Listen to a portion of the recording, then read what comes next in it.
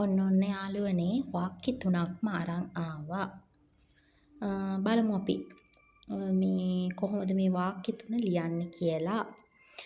පළවෙනි වාක්‍යය නම් ඉදිරියට එන්න ගැහැණු ළමයි. කොහොමද කියන්නේ?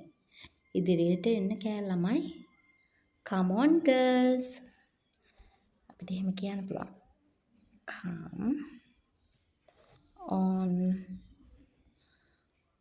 girls. Come on girls. කාමරයෙන් එළියට එන්න. කොහොමද කියන්නේ? Come out of the room. Come out of the room. හරිද? කාමරයෙන් එළියට එන්න. ඔහු පොතක් දුන්නා. කොහොමද කියන්නේ? ඔහු පොතක් දුන්නා. ඔහු නම් he gave a book. He gave a book. අපි හයි කියමු මේ වාක්‍ය තුනම. ඉදිරියට එන්න ගෑල් ළමයි. Come on girls. කාමරයෙන් එළියට එන්න. කොහොමද?